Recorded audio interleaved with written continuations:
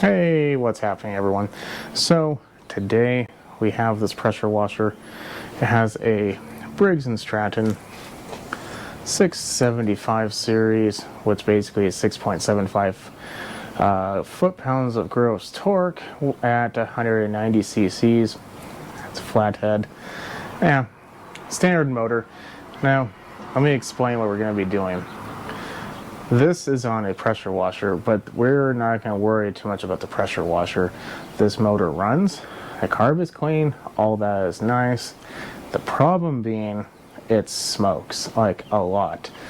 Like, we're not talking like the good type of smoke either. We're talking like bad. You turn it on, and within a minute, you can see a steady stream going out.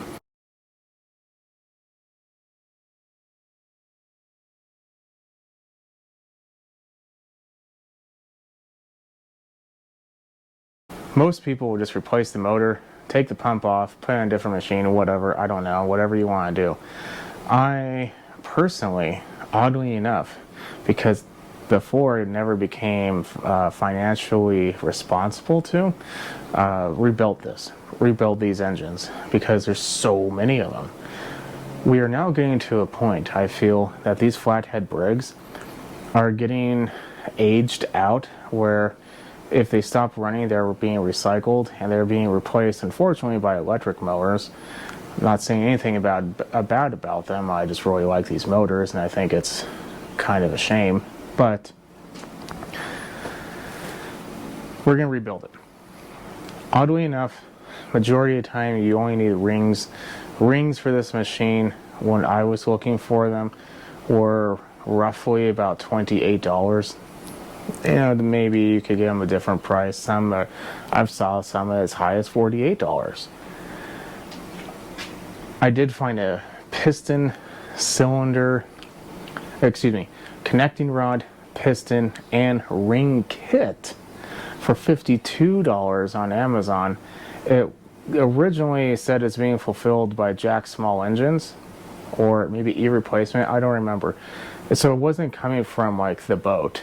It was coming, it was shipped from, I think, Iowa or something like that. So it says it's a legit part. Came in a legit Briggs and Stratton box. I also suspect it is a clone. So that's a pretty good deal. What I'm going to do is I'm going to remove the pump. I'm not going to show that because that's not the point of the video. In addition to that, because for time purposes, I'll remove the cover. There's two screws. This one has that additional cover. I need to remove that one. I'm also going to, probably not on camera as well, remove the carburetor. Everyone knows how to do that. And the tank. I want to get this motor stripped down. No stand, no nothing. I want a stripped down motor on the table, ready to be worked on.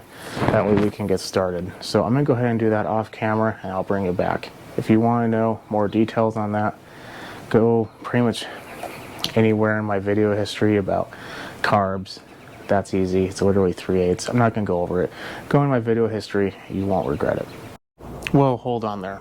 Over 90% of you, according to YouTube, are not currently subscribed. You're watching this video, but you're currently not subscribed. So I'm going to welcome you to subscribe at the end if this helped you out. I work on a lot of machines, so maybe the machine you're watching is going to be something you own, but who knows? Maybe you own a generator, a pressure washer, a big mower, a chainsaw, a variety of things. The only way to know if I'm going to fix it in the future is by subscribing, and maybe I get to the one that you own and can help you out then too. So I welcome you to subscribe, put a thumbs up if it does help you out. Back to your normal video. It's actually the next day. I had to go deal with some stuff, but anyway. So I got it to the point where I wanted to bring it up. We are going to remove the flywheel, and that is because it's a lot easier to do it before you do anything else, because right now the motor is fixed, like it's on a stand.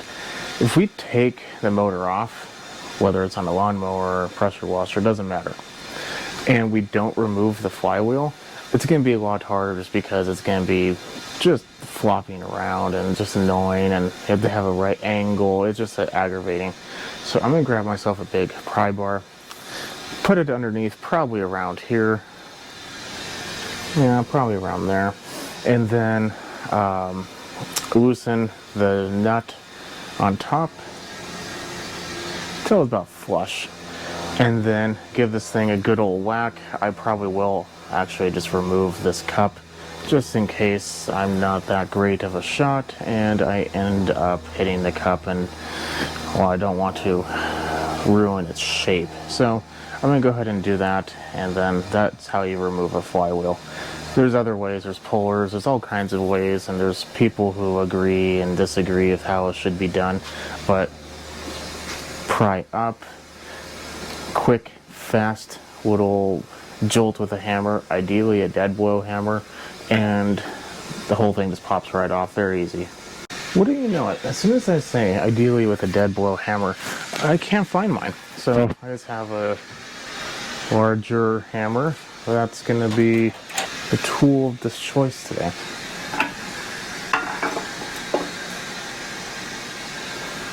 Okay. Wow. Okay.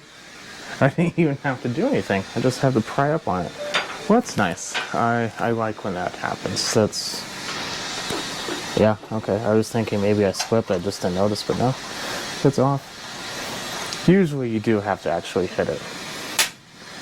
That hitting effect is especially going to be hard if the flywheel key is sheared, because then you have a sheared flywheel key, just causing all kinds of headache when trying to remove the flywheel.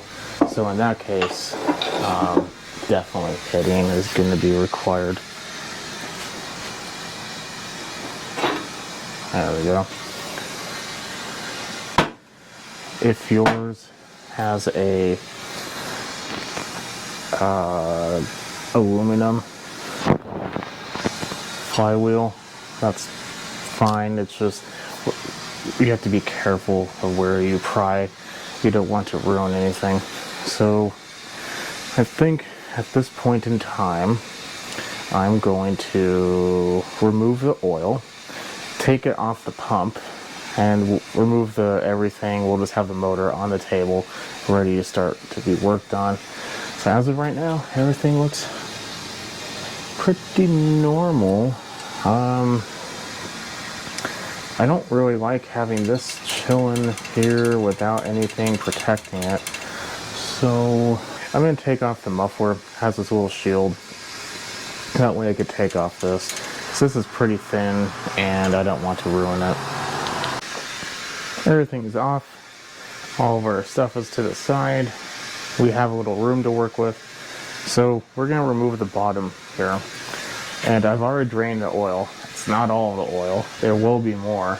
So I do have a couple of towels kind of chilling over here just in case. Because, well, like I said, there will be more.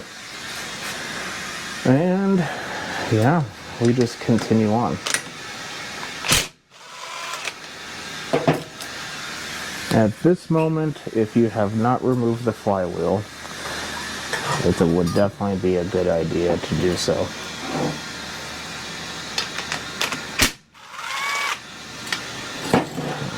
These just don't have a very good way of sitting, do they?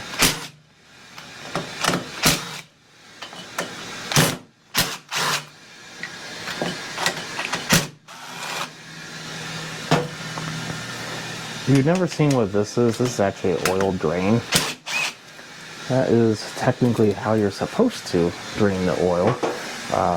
If it's from like it's a lot easier on a lawnmower, that's for sure, because on a lawnmower, there's nothing underneath it except for maybe the blade. Then you just spin the blade around and that's it. But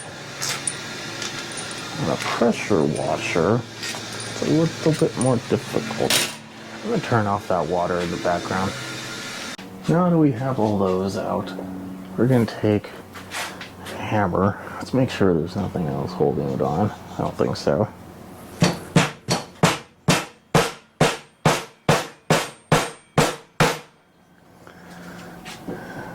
is there anything else holding it on? We do want to remove this key. Ugh, just goo everywhere, of course.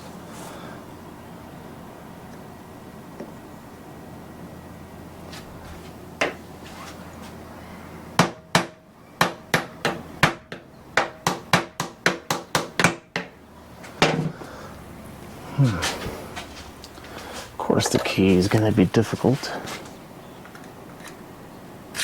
There we go. I might take a screwdriver and just kind of gently pry and break the seal. There we go.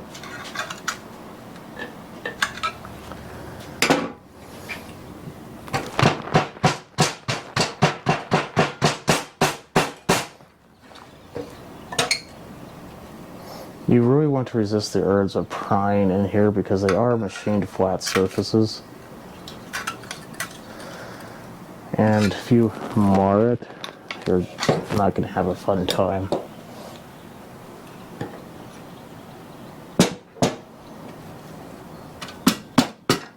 Oh, that was a lot faster than I expected.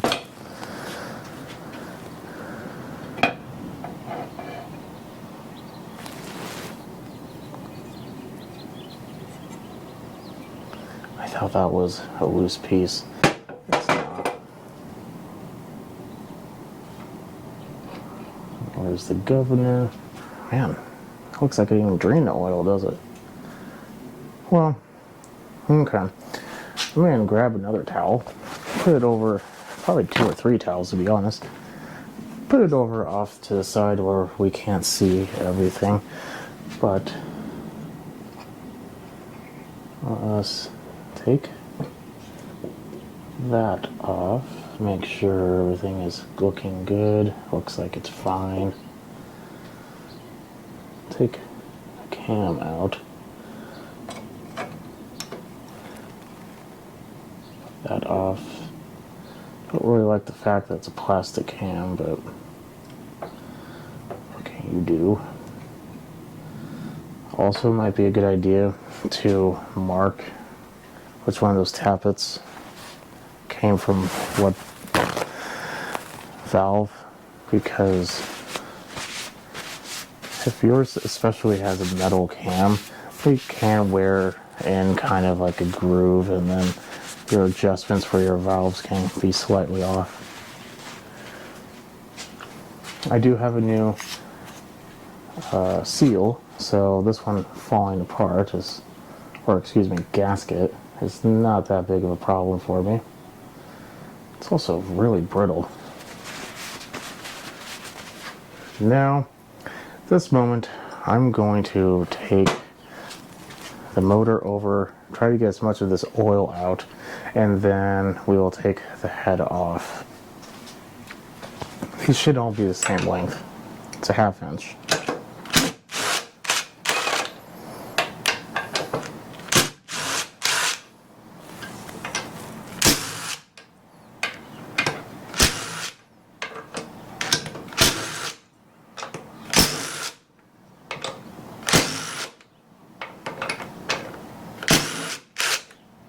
Okay. Oh, yep, there's that. Super entertaining wobble I was talking about. Also may require a little bit of a prying. Yep. As you can tell, it's been burning oil for quite some time. And, I mean, everything else seems fine. What we're going to do is we're going to hold it, try to spin, so it's right about there. I want to wipe the oil off and see if the reason why it's burning oil is there is a gouge in the wall of the piston or the cylinder wall, excuse me.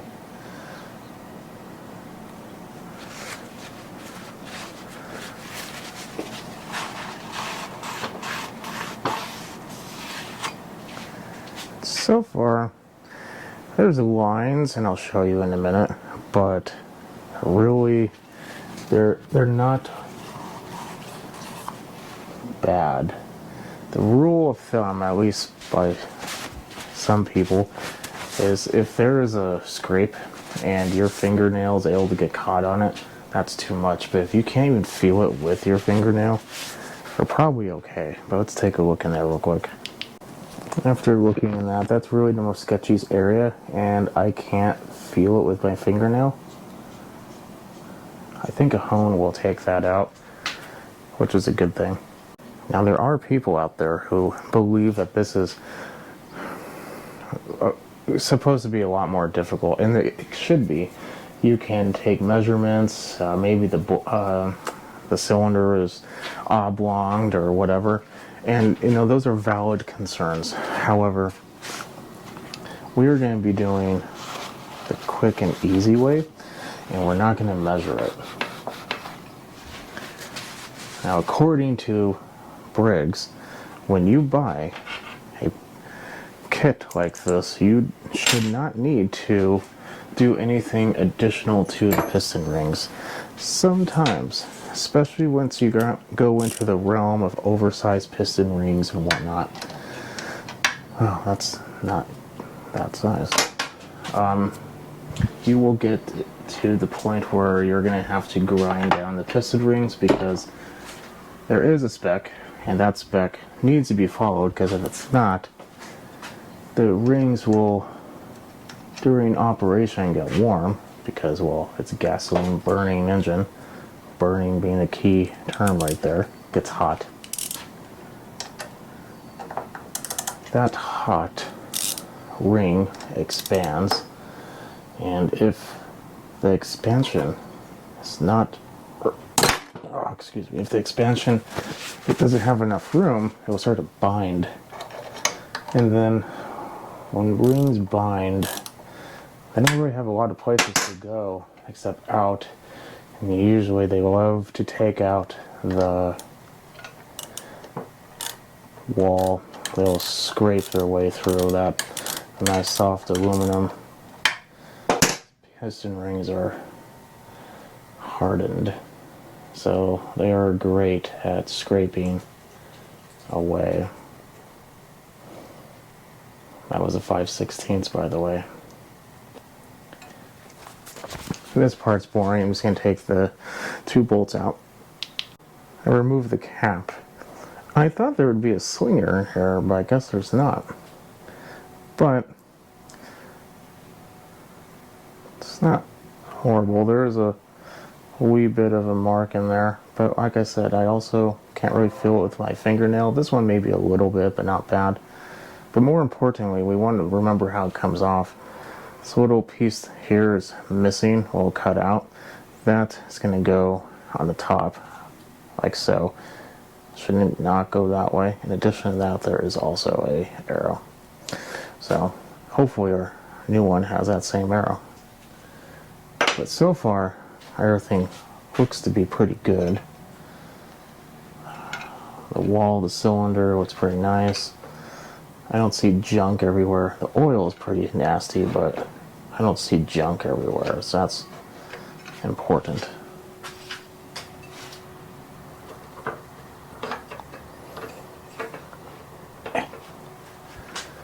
Trying to take the piston out.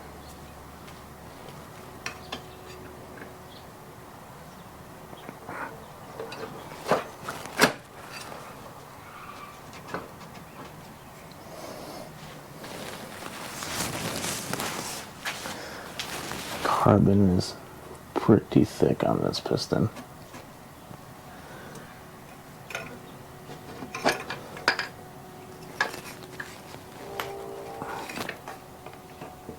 Come on.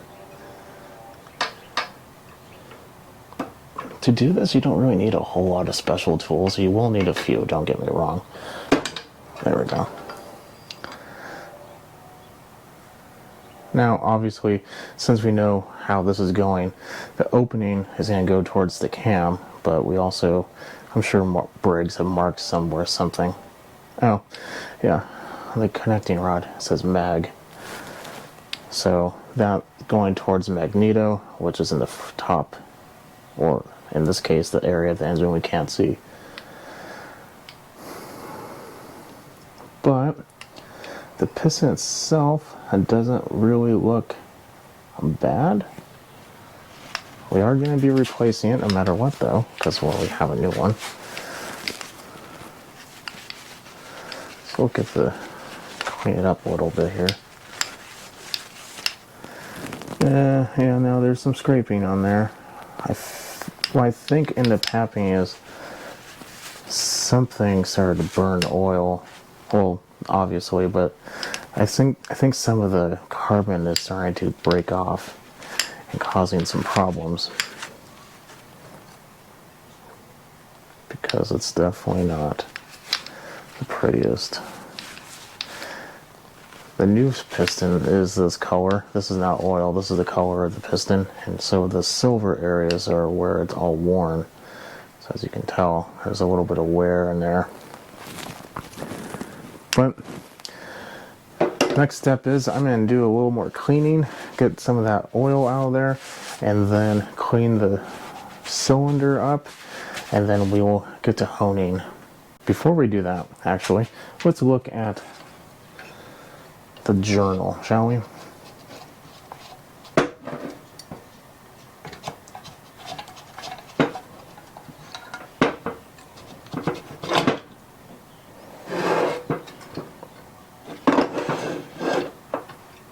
There we go.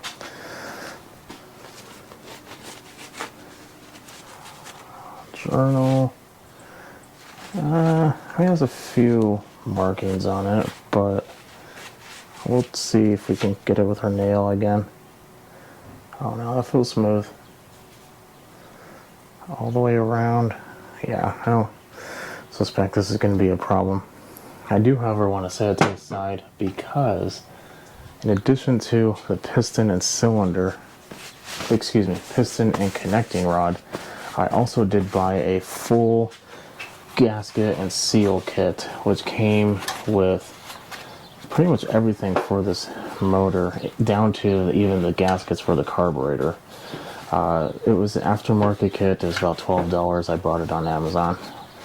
You type in the model number, which is imprinted on the shield on this machine, and then you find the gasket kit by just going through there. Usually, like on Parts Tree or e-replacement, they will list the parts number for the kit, and at that point either buy it from them, or you look up that parts number on your favorite other website and buy it through them, whatever you prefer. But right now, let's go ahead and get it honed. You know what, before I do that, I'll remove the valves. Flatheads have the valves on the side over here. Excuse me, that's where the springs are. The valves are right there.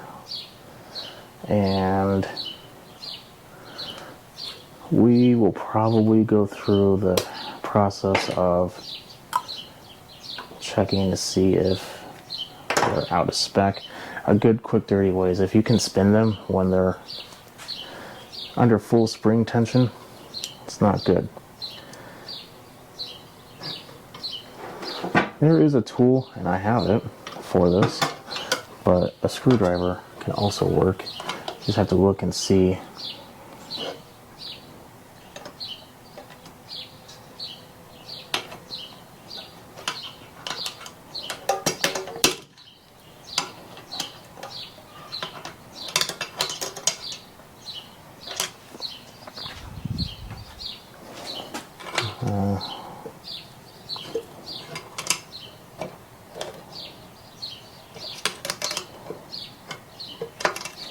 Yeah, I'm going to use a tool. I don't want to damage anything, but just know that if you're careful, you can use a screwdriver, but I just don't want to damage anything right now. And here is the tool. It just goes on either top of the keeper as well as the top of the spring. You push it on, tighten it up, valve comes right out. And the valves are out. Now, what we need to do is hone. Honing basically cleans the cylinder wall. It's not the best way to describe it, I'm sure. I mean, I know it isn't. But basically, we are putting roots and areas for oil to kind of sit in. And then that oil keeps everything nice and lubricated. You don't really necessarily want a purely polished cylinder, because that just isn't as good for lubrication.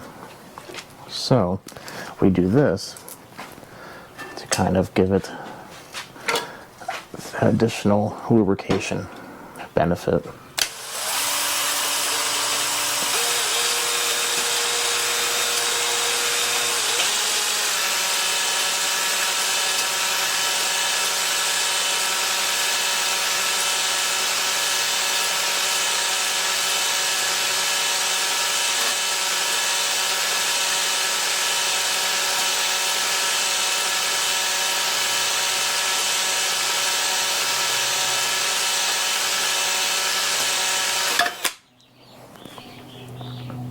I don't even see that line anymore.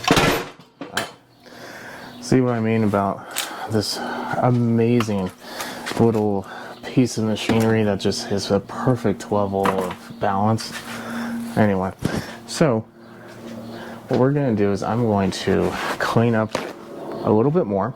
I want to see if I can see the cross hatching. If I can, then I will consider it honed. I also want to make sure all of the marks, because there was one or two others. Oh yeah, I can see the cross hatching looks great. Yeah, that actually turned out very good. I don't see a single mark in there. Maybe that. No, that's just a shadow, I think, from the plug wire. Okay, I'm going to now spend a little time, take a little a pad, something, I'm trying to remember what it's called, Scotch-Brite, there we go. I'm going to clean the surface. Same thing with the head. Going to get that cleaned up because the head also is a little nasty in there. We have a new head gasket, and then I will bring you back once all that is ready, and then we will do some valve work, and we'll be on our way to putting it back together. The surface of the head, for whatever reason, has a little bit of pitting here, and I got a lot of the carbon off.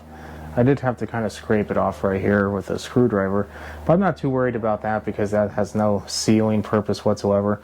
But I'm going to work a little bit more on the sealing surface on the round, but it's pretty good. And I mean, that's perfect. Like, there was no issues with that whatsoever. So I think what we are going to do now is I'm going to clean up these valves. Now, that's a little dirty. And then after that, we will get the valves installed. But before we do that, we're going to seat the valves as well to make sure that everything is good to go. But I don't want to do that to a dirty valve, so I'm going to get these cleaned up. With overhead valve engines, you can adjust the valves pretty easily. These you cannot. You have to grind some of the valve stem down. Speaking of that, not to be confused with a valve grinding compound, go to your local auto parts store, ask them for this. First, they'll look at you funny, like, why would you want to do that? And then tell them to get a real person out here, and they will find it for you. Ask me how I know that. But put that in there. Now, if you forgot what valve goes where, they're different sizes, so it's pretty easy. This is a little suction tool that's specially made for this purpose. Basically, just do this.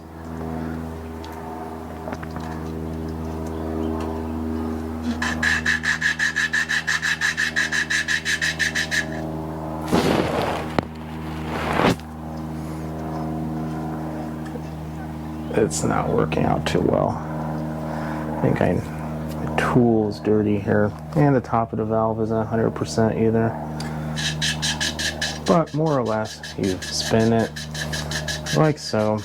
I'm going to work on that, and then I'll show you the result. And after it's done, you should have a gray mark that goes all the way around. I still have to work on this one a little bit. I still have a little bit of black showing, but it's not that bad. You just go around in a circle for both, and what that does is it kind of resurfaces the seat and the valve so they both kind of match each other, because no matter how great of a machinist the person was that made this, there's still going to be a little inconsistencies, and this is just kind of helps marry the two pieces together in a little bit more of a thorough way. So I'm going to spend a little bit more time doing that. It is important to note that when you're done, you need to remove all of that valve grinding compound. Any of it staying in there, it's pretty much just going to be a valve wearing out compound. It will just eat your valve up, then you'll burn a valve, and just nothing good happens from then forward. I'm spending a little bit of time cleaning majority of it, and there's definitely some sludge in there. But we've gotten to the point where I'm sufficiently happy with the cleanliness of it, and we need to put the crank back in. Do we have we do. We have a couple seals. Yeah, I think it would be worth our while. Let's put this over here to just change it out now.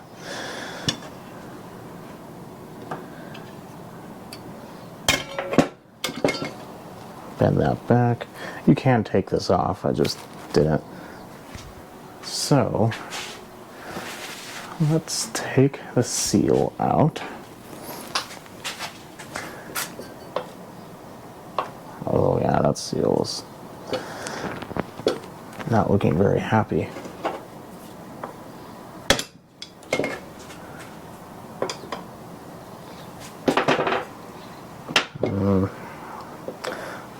Yeah, that seal's very gooey.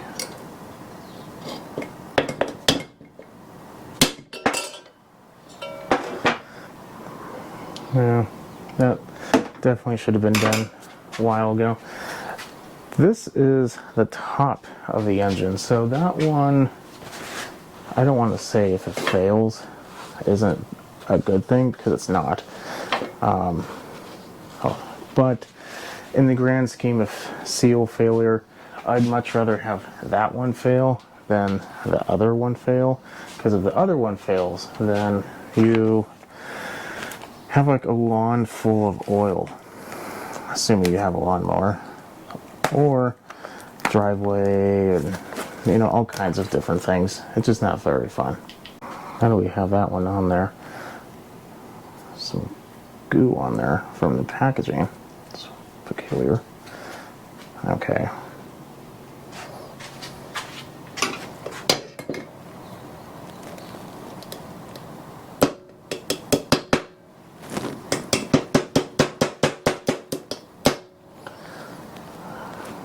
And get a big socket. Oh yeah, that one's golden.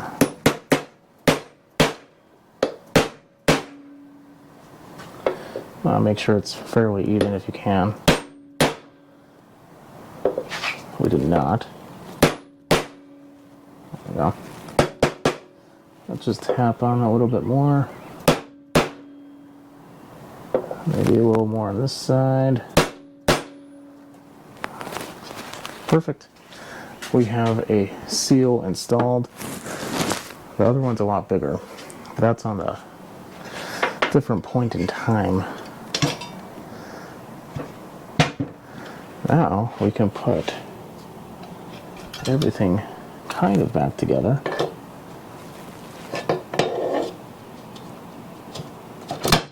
There we are. Now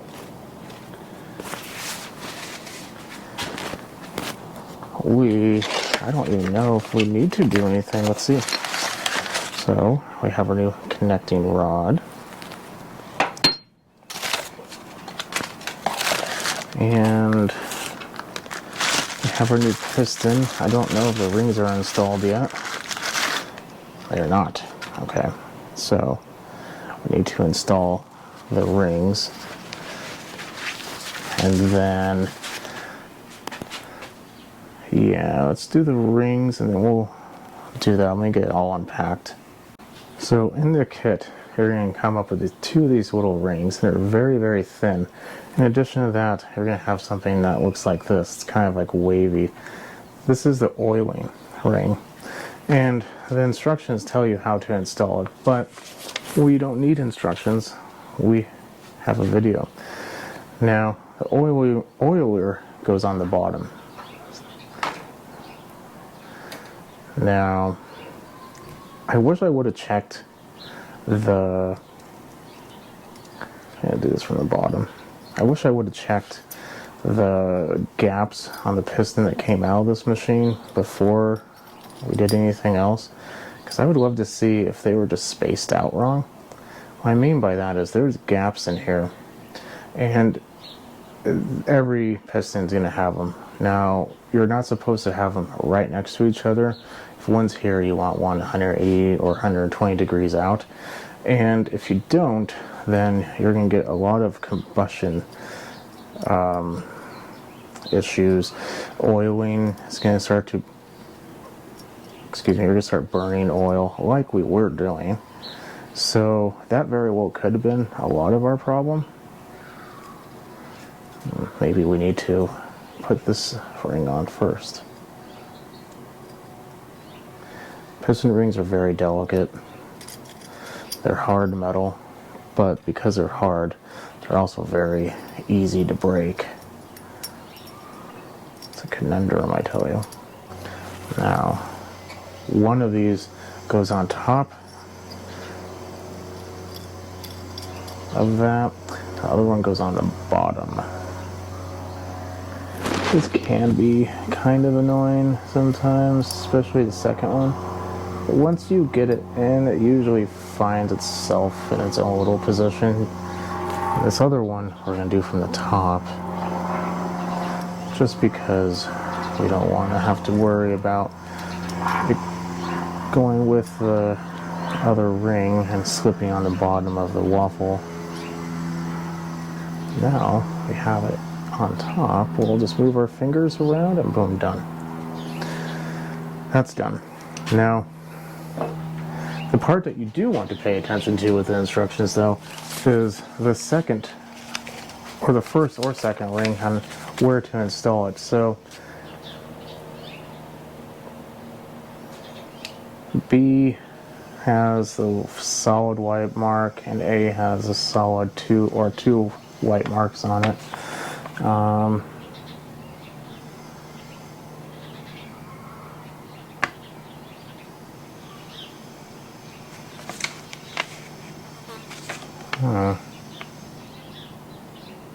the right of the ring gap. Interesting. So this is the weird part. There's no white. There's yellow and there's pink. So the way that this is kind of like a big square. I'm going to put that, oh, look at that. There's like junk in there. This has probably been sitting there for a while. I'm going to do a little cleaning in there, but I didn't add that. That came pretty dirty. So I looked at the old piston, and basically, I don't like the way this is feeling right now. I'll move this up a little bit. These rings have, one of them has like a little ridge on it. The ridge is the second ring. And the ridge on this one is a yellow ring. The ridge is facing down. So I am going to be installing it the same way that was installed.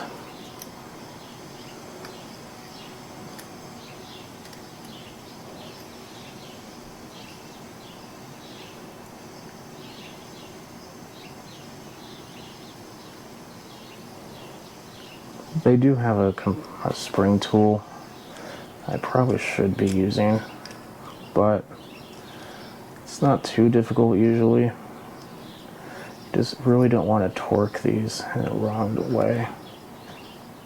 So if you do, that's how you break them. There we go. That was the hard one.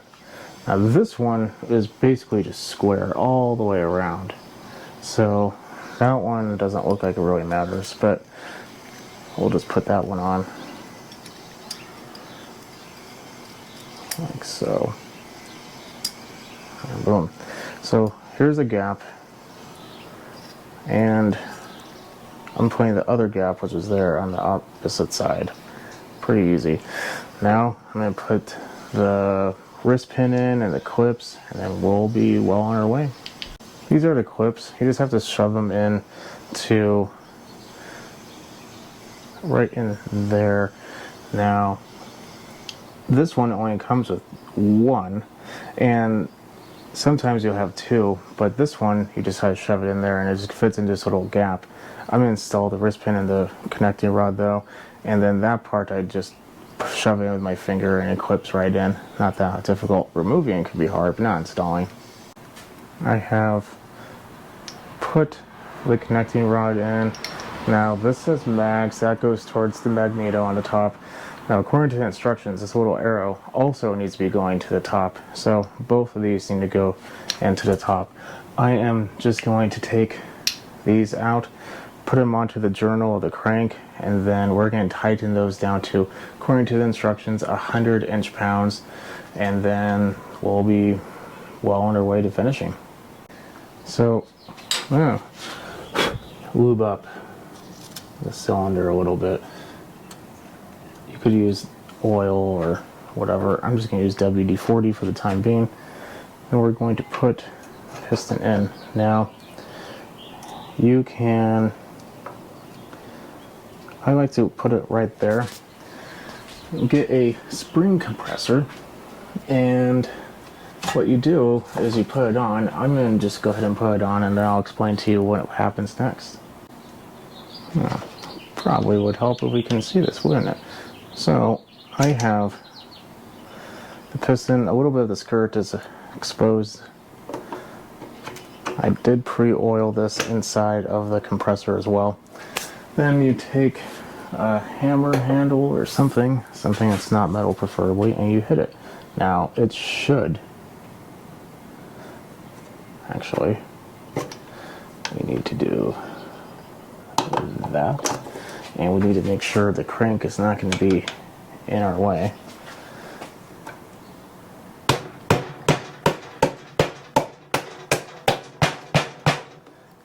It should go in there pretty easily. If it doesn't, stop and redo it, because you could break the ring. Like that is starting to get me a little concerned.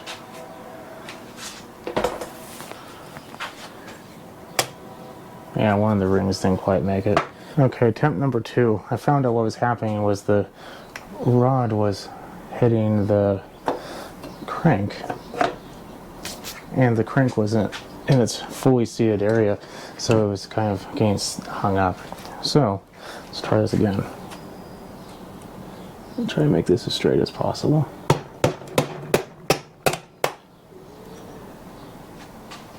Easy.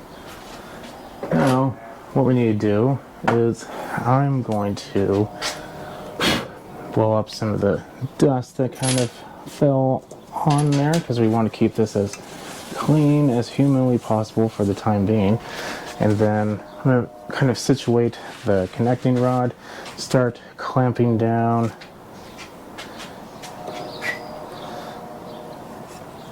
Or not clamping down, I guess, probably just start going through the motion of screwing or torquing the bolts for the connecting rod,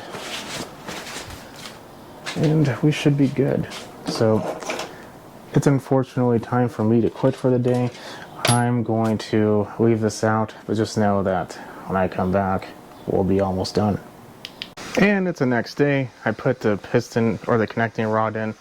Now I brought you back because Briggs has a very specific set of instructions on how to do this.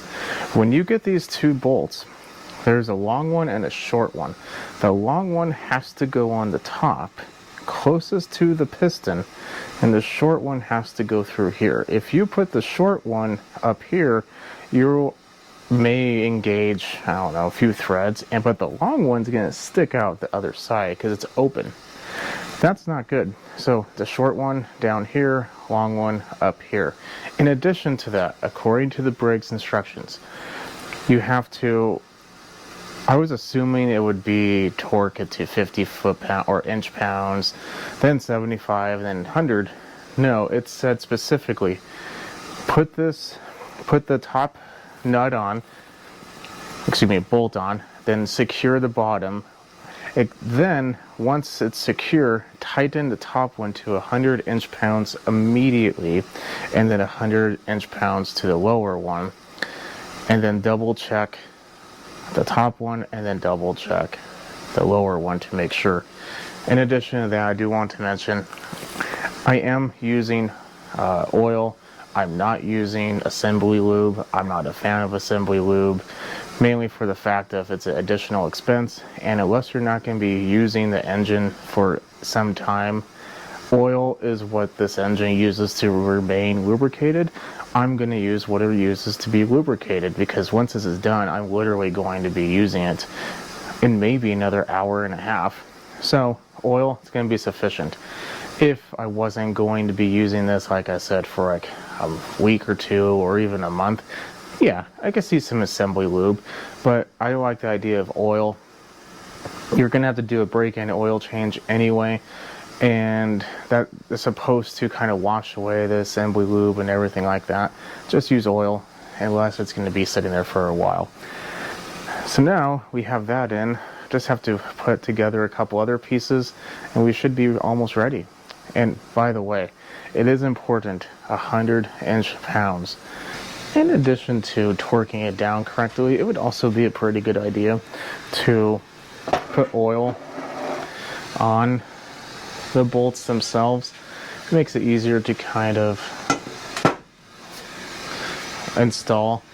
I've heard people and seen videos and whatnot of, no, you should never do that because it changes your torque value, and no, you should always do that because that's the torque value that it was meant for. I'm just going to go with the fact that I believe it's probably a good idea. So now that we are at a point where we need to mark it up, there's a gear right here. We need to spin this around until we see a little mark on there. I'll show you when I get it done. But first, we need our tappets. This one I put in the exhaust section of my towel. I say that because I put it next to the exhaust valve. And the intake is already in there. There we go. Now the cam, I'm going to want to install. Now the cam also has a little mark on it. I'm trying to find it.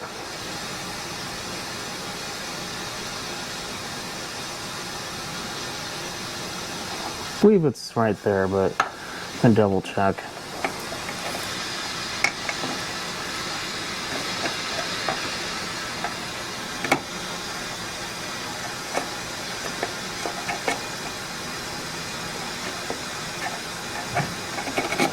There we go. We'll just double check that's a timing mark, and we'll be back. And here we are. There's these two little marks. There's a section of the tooth that fits in the center of those two. The tooth with that little mark on it fits in the center of that, and that's it. At that point, you are timed. You do not want to forget the tappets though, because if you do, then what you're going to have to do is take it all off and try it again. It's just a giant pain. Now, let's put in the governor, and we were almost ready to seal this bad boy up. So the governor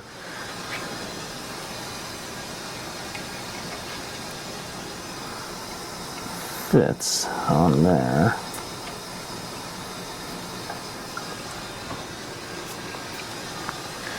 going to be a little bit harder, but there we go. There we are. I want to make sure that everything is moving freely too. It does look like it, and that it's in the actual gear for the cam. Because if it's not, then you'll have problems. So there's a little shaft down there that needs to go on the arm. That arm controls the linkage, and then the linkage controls the carburetor, and so on and so forth. I'm sure we all remember the lullaby, or the song. Probably not a lullaby. Same as before, I'm going to remove the seal and then put in the new seal. But at this point, we should be almost ready to go. This is actually supported by this bottom part, and everything is looking pretty good. I might take my air compressor just because it was sitting out for like a day. Make sure there's no junk on it. But other than that, we should be almost ready to put it on. So this next part I'm going to explain because it's going to be a little hard to kind of film everything. This is called high tack. There's a gasket that fits all the way around here, obviously. And high tack is kind of just like a way to kind of glue it on. This is not necessary. I do, however, like to do it for the plain and simple fact that it could potentially stop a leak. Now you can potentially put high tack on pretty much anything, but I wouldn't. I just like putting it on sumps, gaskets. Right now I'm taking a little bit of carburetor cleaner, wetting a rag, and I'm going to go around the surface on both to make sure I'm getting it clean. There's still a few extra little spots here and there I do need to take care of, but not too worried about it. They're pretty small. And we want to get all the oil off of the surface as we can, because we are going to be using that high tack. And in order for it to really be effective, you really need it to be clean. I didn't really mention how I took it off, so there's a couple ways. You don't want to take like a screwdriver and just start scraping off the gasket. That's just going to leave marks and scrapes in this machined surface. Don't want that. General rule of thumb, if something's machined flat, it's machined flat for a reason. And if you introduce a scrape to that reason completely went out the window. This particular reason is to keep oil inside so it doesn't leak. So if you just go all cavalier and decide to just start slamming the screwdriver around and scraping up the surface, you're either A, going to have to clean the surface, or B, throw away the machine. So here's the new seal. I'm going to go ahead and put it on, and then take my air compressor, blow out anything that I might see in there, and then we will put the sump cover on. Man, I got it all over my hand, but it's on there. I missed a few spots, but like I said, this is just an extra little bonus. I completely messed up here, but that's fine. I mean, technically you should be thorough if you're going to be using this, but the other side is completely covered, so I'm happy with that. One could argue that you should put the sump cover, the oil seal on pretty much last, because I don't know, you could just argue that. People love to argue. I don't like doing that because you have to get a pretty deep socket in order to really get like a good radius to kind of persuade it in its place, and I don't really like doing that. So you want to make sure that we're not ruining the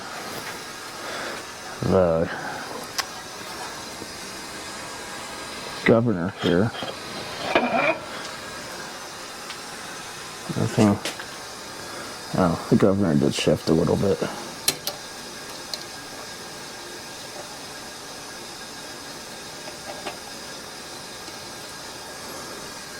Okay.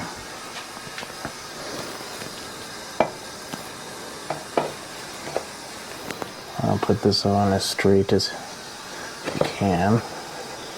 Makes things a little easier. And then we're going to take our hammer, and before we do anything, just make sure everything looks like it's good. Pretty much the only thing holding me up is the dowel pins.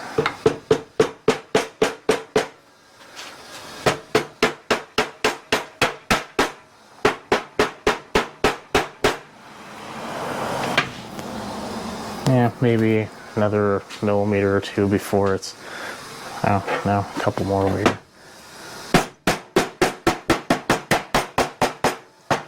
There we go.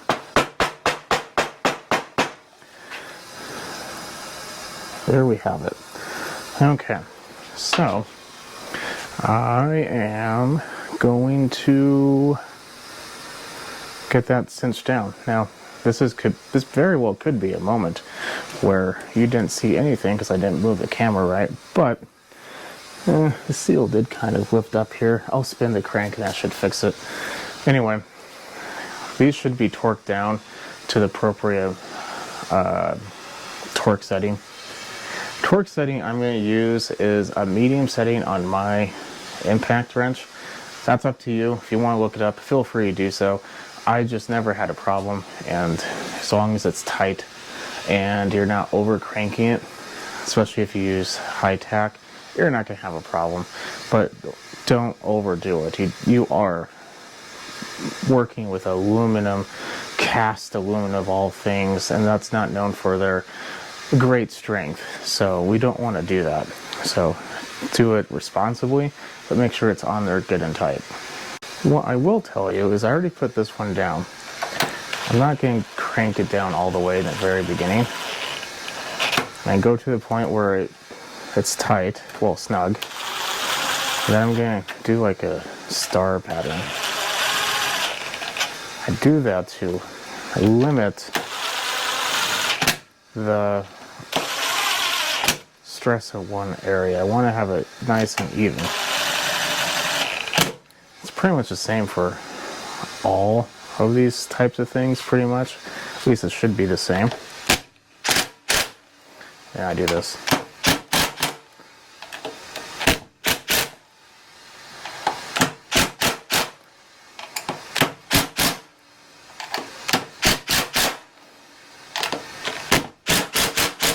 I personally go in the same order I originally did, so I know I have them all.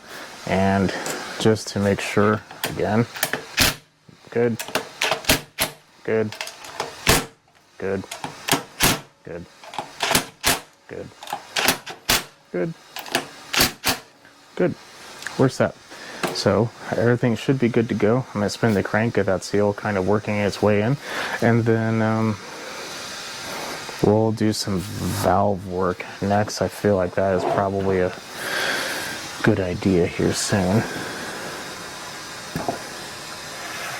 Now let me work with that seal a little bit.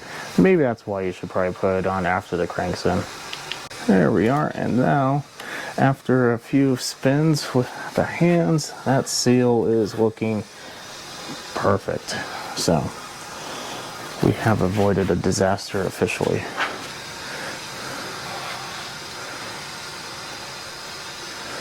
Okay, so let's talk about valves. We have our intake and our exhaust valve. Intake is the big one, exhaust is the small one. Now, technically with the spring in, you shouldn't be able to spin it if the valve is not being, utilized right now. Like right now the exhaust is up. I don't have the spring in. But what I'm going to do is I'm going to take my fingers and I'm going to see what the clearance is between the tappet and this little doorway and the end of the valve. If it is at all wrong, which I still need to lap that valve, which is a good point. You should always lap your valve and then take a measurement. Lapping could change it, and if you took your measurement and then lapped it, you potentially could have a clearance issue. So that part's really boring. You saw me do this one. I'm going to do the exact same thing for this. Put the springs on. I'll show you the tool in action. That way, in case you want to buy one, you can. It's perfectly up to you. I don't really care. While I have your attention, hopefully, I'm going to ask you to do two things. One, have a conversation with me. And two, if you are having a conversation with me, put a thumbs up. That helps me know how many people actually watch this. But you lift it up every now and then to kind of redistribute the valve grinding compound. Otherwise it just kind of gets spread out. I would have loved, I originally thought in fact that this kit came with valve guides. It doesn't. Burning oil could potentially be a valve guide issue. Could also be a crank vent issue. But more likely than not, after looking at that piston, it's a wear issue. Now, I want to discuss the not so great things that we have done here today, and if you really want to be perfect, stick to the end. I will tell you the exact procedure you could follow if you want to be 100% by the book. This is a small engine, however. It goes on a pressure washer. It's not on a vehicle whatsoever. So it's really your discretion of how detailed you want to get to it. But just know there are plenty of tools and ways for you to get a perfect result, or determine if there's even a reason for doing this work, and perhaps you need to bore it out, whatever the case may be. So we kind of took a few shortcuts, just letting you know that right now. There is a good thing though. If it was a valve guide, generally they have play in them, and play in anything mechanical is a bad thing majority of the time. This is pretty solid. Like, it doesn't rock back and forth at all. So the valve guide, I'm pretty sure, is probably okay. Now, if you had a lot of play, that could definitely be a source of a problem, and you're gonna have to really question if you should be doing this right now, to this machine at least, or you're gonna have to go down the expensive pathway. But I'm going to do this one more time. I still have a little bit to go on this valve, and then we will look at the clearance. Side note, if you're like me, you're having problems, as long as you spin it and then go on the whole valve window here and pick it up and down like so, that will definitely help, because this suction cup, this valve is a much different size, and the valve is kind of dirty still. I didn't really clean the top too much, but that should give you a lot better of a result. You do want to pick it up every now and then. But little side note. So I'm seeing a nice straight solid line on both the valve and the seat. So I am pretty happy with that. There's still a little bit of carbon right there, but I'm not going to worry too much about it. There was a minor bit of pitting on the exhaust valve. Not really sure where that came from. It cleaned up quite nicely. There's still maybe like one or two pit marks in there. However, they're directly dead center of that silver line or gray line, and I don't see that being a problem. If it was on the edge or it was really big, that's a problem. So let's spec this out. Like I said, you should have the springs in here, but I'm going to kind of not. I'm just going to put pressure from the top for time purposes mainly, and then I will check it when the springs are in, just as a double precaution. But look up your valve clearance. Oddly enough, I found two Briggs manuals. One is an older one I've had on my phone for quite some time, and then I decided to actually Google, see if, because I couldn't find it, and Google brought up another Briggs document that looks significantly newer, saying something else. So we're just going to go off the new one, and that says 4 to 6 thousandths for each. This is 4 thousandths, which is 0.10 millimeter. Now, it's really hard to show this on film, but basically I'm pressing pretty hard and the valve is not engaged. In fact, the exhaust valve is engaged right now, or the intake, never mind, this is the exhaust.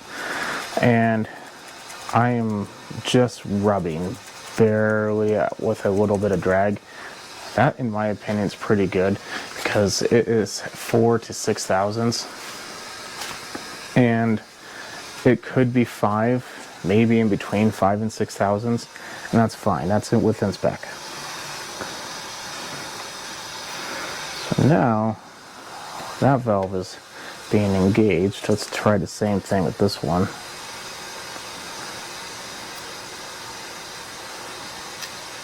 Spin it just to make sure. Valve is, excuse me, the piston's in bottom dead center basically. And I don't even have 4 thousandths. I have to really pry in there. So we need to adjust this valve. Now here's the thing. There are many different ways of doing this. I personally like getting a very fine grit flap disc on like a grinder and just giving it a little kiss on the end. You literally have to grind the end off. If you grind too much, you can add to it. You can weld on the end. It's not a good idea, but you can. But just know that's a real pain. It's a lot easier to just take off small bits and pieces and going back like 5 or 6 times and get the right measurement and then stop. Because you don't want to just do it all at once and then realize that, oh no, now I have like 12 thousandths. That would be bad. Would it work? Yeah, probably. Would it be clanky? Oh yeah, you'll hear it. So that's what I'm going to do. I'm going to take some off, then I'll show you the tool. Okay, let's see what we have. The first attempt, I took off very, very little. I hope it goes without saying, but you should do this where there's no gasoline because you are grinding metal and it will spark. So, yeah, we still have a little bit more to go. I'll probably do this now 3 or 4 times, I'm assuming, but make sure you're doing this evenly. You don't want one end to be super ground down, other end a little high. That's not going to help at all.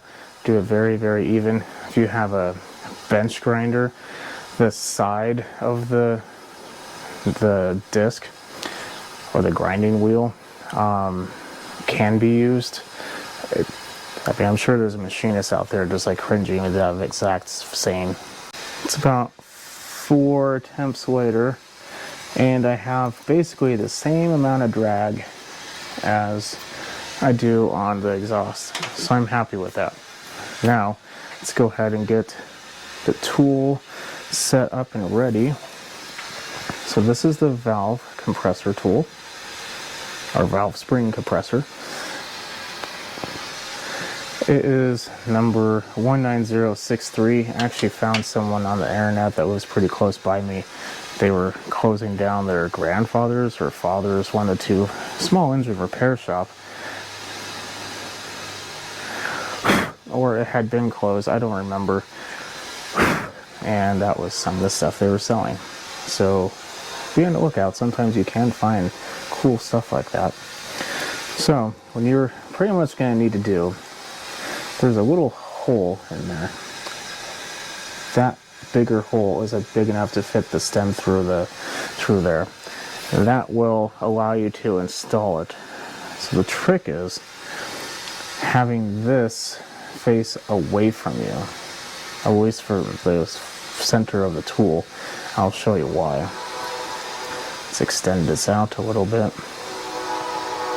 If you don't have this, then you're gonna have to find like put the spring in and work your way in with some screwdrivers. It's a giant pain. The overhead valve spring compressor tools can work, but it's probably not very easy. There we go. Now we can press it. Uh-oh.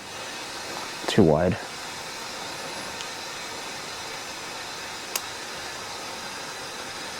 Let's get this. There we go. I think we're good now.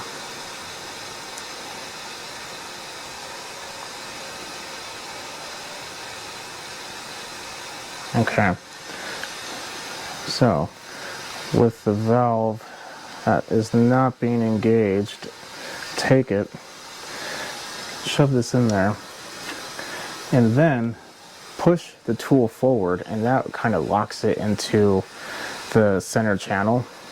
Then you start to release it, and with any luck, it should retain itself. Boom. Just like that. So if you follow that little tip of putting that larger entrance hole, let's just say that, no jokes intended, and just install it that way, it will install perfectly every single time. The spring might be a little off when you pull the tool out, it might move a little bit. That's fine. When the engine turns on, or you can even push it down, doesn't really matter. Engine turns on, that's going to be moving to begin with, so you'll be fine. I'm going to do that for the other valve, and then we will put the head on and we'll be set. Well, almost. This next bit also you need to look up online, but we have pretty much everything nice and cleaned. I mean, there's still a little bit from place to place, but the head gasket doesn't really matter. The head gasket's not going to be there. That's not the right way. This isn't even the right head gasket.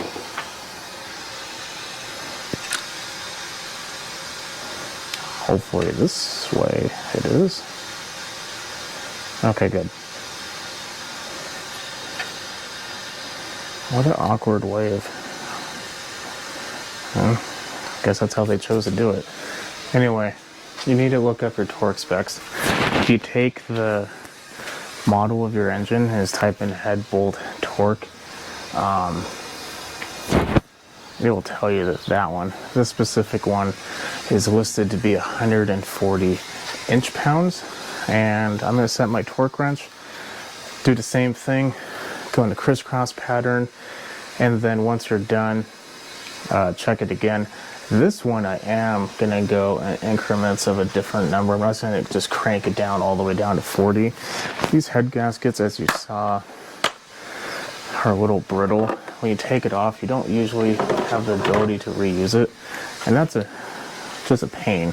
So to avoid having to ruin this one, I'm going to do in increments. I'm going to do 50, I'm going to do 75, then I'll do 100, and then I'll do the recommended 140.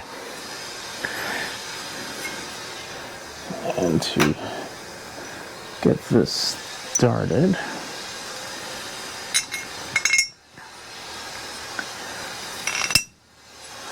just going to put 2 bolts in.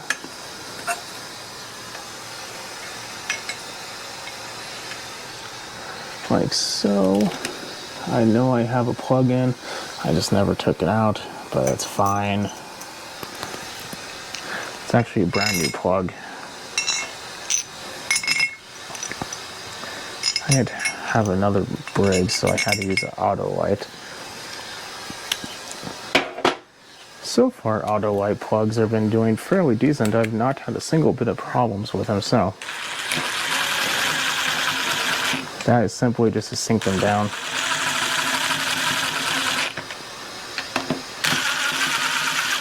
So I don't have to spend forever. Very little pressure being added right there. Okay, that one was a little bit, but I didn't even click, so it's fine. There we go.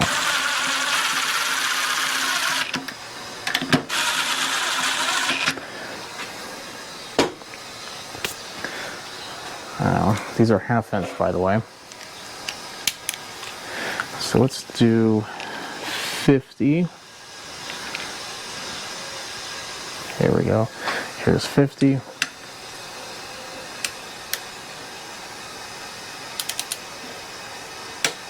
Let's click.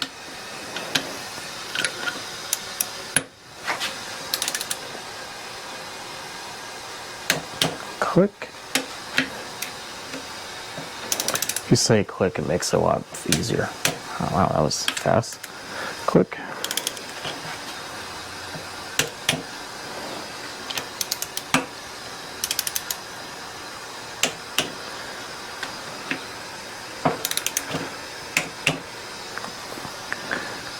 I hope it goes without saying, but head gaskets are kind of important. You don't really want to mess this up. I did that one already. Okay. So you see what I did? Went around, got them all torqued down. I'm going to do this one more time. Like I said, I'm going to do like 75, then 100, and I'll go up to 140 in my final one. Just as before, when you're done torquing them down, go over all of them to make sure that nothing, while torquing one of them down, made one get a little loose. You want to make sure it's nice, even pressure. Now 140 inch-pounds sounds like a lot.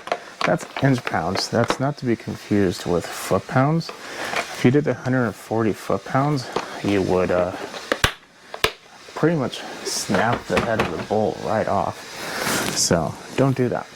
So 140 inch-pounds all the way around. And that is pretty much it.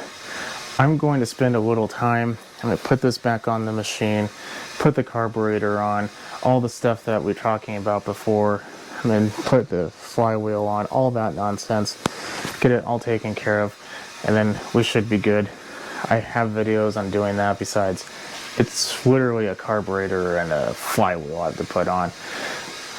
I have video on how to properly gap a coil, so I'm going to get this done in the interest of time, and then we will see how it works. Okay, I lied. There is one more piece. So the gasket that came off the valve cover door is fine. I didn't really bother to replace it. Oh, wow, it's not even 8mm. Or, excuse me. Anyway, continuing on. When you buy a kit, you are probably going to get gaskets that you just don't need. The head gasket, for instance, are these a half? Excuse me, a quarter? And some that are very important. Some that are important are obviously the sump gasket, the seals that we just replaced, because we might as well while we're here. Yes, this can also leak, but it's pretty rare. Then this gasket in particular isn't really even a gasket. It's like a cork material. This is a vent for the crank. They didn't want the ability for the dirt and stuff to get in there, I'm assuming. I don't really know, to be honest. So they made this little channel to kind of give it a little bit more of an obstruction. And the material they chose is pretty much like a cork. And I've noticed that people will forget that, or even that it even exists, and will think that the seal on top is actually busted or leaking or no longer good, or however you want to say it. But it's really not. It's just the cork material kind of gave out. So I'm going to get that replaced. That's something I didn't really go over pretty much at all. But it's not too difficult. Just take like a pick. I'm trying to see if I can just get a lot of it with my fingers. But a lot of it just disintegrating. There we go. Here's a big piece. But it's a good idea to replace this one just because we already have the flywheel off. We have it available to us. And just try to use as many gaskets as you can. And I know I didn't use that one, but it's just generally a better idea. You have all of them. You're either just going to use them or throw them away. Don't throw them away. We've finally come to that point where we have the motor put together. Now, a couple things, like I said, stay tuned for the end. I'll go over a couple things that I didn't do and something you might consider doing, so on and so forth, yada yada yada. I filled it with oil. It has fuel. That's off. That's full throttle. Technically, you're supposed to use conventional oil for break-in. I didn't have any conventional oil, so this is just synthetic 10W30. Not 100% sure why they say use conventional oil, but I've always been told that. And it's been something I kind of stick to, mainly because I don't have a reason to not use conventional oil, because it's just usually cheaper. I just don't have any right now. Yeah, I say we give it a try. Obviously, we didn't see this before, but every single time you started this machine, it would chug out a big puff of smoke in the beginning, which, to be honest, it still might because it is a freshly built machine. And there was WD-40 down the cylinder. But within 5 seconds, a steady stream of smoke. Not like a gentle little stream of blue smoke coming out that you could potentially live with if you really needed to. No, this is like, you aim this exhaust in the garage and within 10 seconds, it is really hard to see. It was a smoker. Eventually it would get better. They would go into a low stream. So in the beginning, it would just kind of seep oil. But even then, after about 10 to 15 seconds, that steady stream wouldn't get any worse or better. It would just consistently be blue. So the pump is on. You shouldn't run a pressure washer with only the pump, not connected to water for any extended periods of time, but we're going to be doing this for about 10 to 15 seconds, and that's it. So that's not a problem. Let's give it a pull. Let's make sure nothing binds. No weird noises. Definitely compression. That's a compression stroke. Let's give it a pull.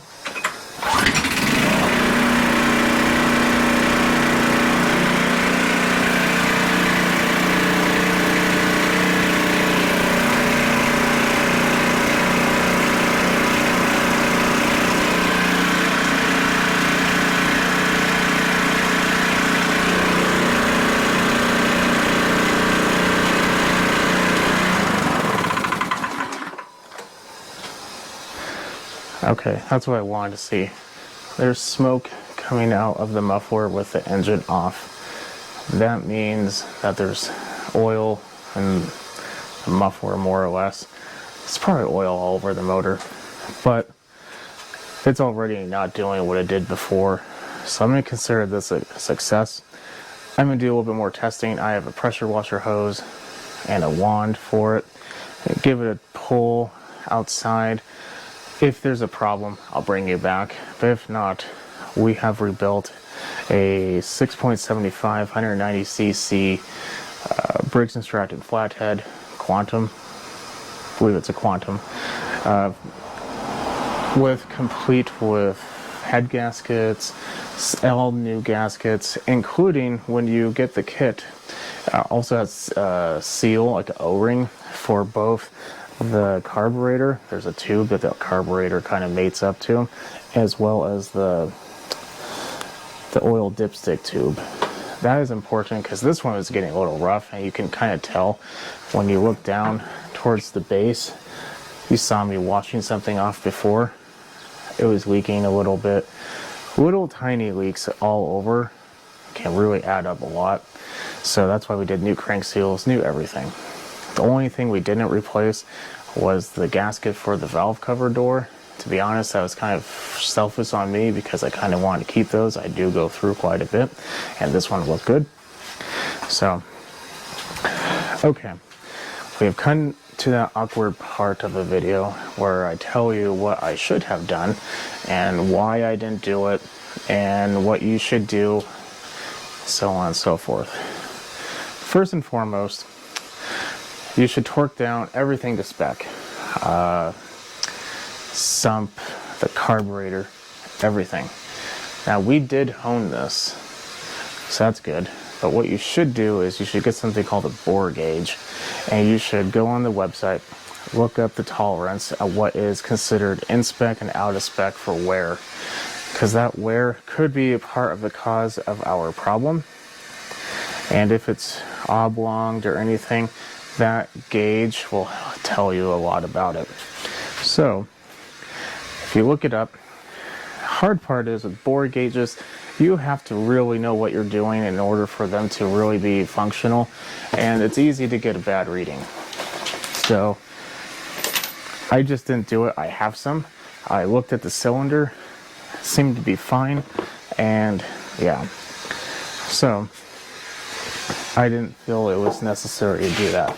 Hope you don't mind. Let me get the wand ready while we talk.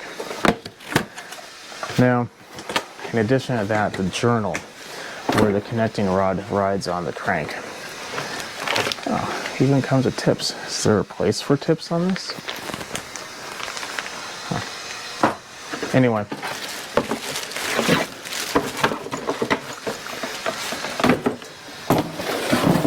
It's a cheap gun, don't worry. Anyway, so there's also a wear limit on that. There was a slight mark on it. I could not feel it. I felt as if it was pretty superficial, so I didn't bother.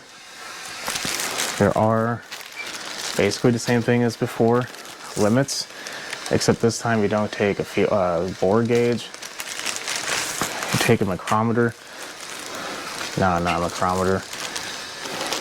Looks like a weird clamp. The name's escaping me right now. And yet again, there are maximums and minimums are allowed, and you need to follow that in order to make sure that the journal is pretty much round and not worn out. If it is, you need to get a new crank. That in itself is a total of this machine. Well, I mean total, it's just like your car. It's not worth it. So, considering that I didn't want to have to deal with that nonsense, I just took it upon myself to not go through that step. Now, theoretically, what you should be doing is doing all that measurement before you order anything. I mean, technically, I guess you don't have to, but it would be a much better idea. That way, you can go ahead and not have to worry about maybe potentially ordering parts and not having a good motor at the end of it, stuff like that. So if you really want to, I would highly suggest doing that before you do anything else. Up to you, like I said. Other than that, that's pretty much the majority of it, with the exception of just torquing, like I said. The rest of it, we did pretty much on spec. We did the 180 degrees out on the rings. We verified the torque spec on the crank. We did all that.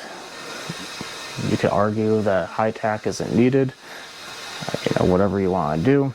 But in majority of the cases that what we're looking at here, or of the majority of the work we did everything pretty good. The valves we seated and we lapped the head, we torqued, we cleaned, pretty much it. So one final piece of information: is this even worth it? Is this just a giant waste of time? You know, whatever. I would argue no. These engines are becoming kind of like Tecumsehs. Tecumsehs, a while back, I would get all the time, and I hated them because their carburetor was trash. The motor was fine. The carburetor, however, was complete and total trash. So what ended up happening is, over time, now the motor itself just got recycled all the time. People didn't use them, so on and so forth. And I don't see them very often. In fact, so far this year, I've yet to see a single Tecumseh. I may have one coming in soon, but that is a pretty low likelihood of it. I don't want this to be another Tecumseh. This is a great motor, has a great carb, has a great engine. It's just a good motor in general. Yes, is it 100% fuel efficient, or is it even as fuel efficient as some of the others? No, definitely no. But this is probably just as fuel efficient, or potentially even better, and in my opinion more powerful than a cheap clone, because a cheap clone is exactly that, a cheap clone. This was $60 plus the $10 for the kit, $70. If this is your machine, this could extend this life greatly, and that, in my opinion, is well worth it. I have 3 of these motors on one lawnmower. I have a pressure washer with it, as well as, well, technically my backup mower too. I'm going to be keeping these motors, so this is something I will keep on doing. And I personally don't want to be responsible for recycling any of these that are unneeded. I'm going to leave you at that. Follow me on Instagram at SmallEngine101. If you like what you see, keep watching. Don't forget to subscribe. If there's any questions or anything you think I did wrong, or anything that you need clarification on, definitely feel free to leave a comment. Also join. I do offer memberships, and I do offer in one of the memberships personalized help, let's say that. And yeah, I'll leave you at that. Have a good night. See you later.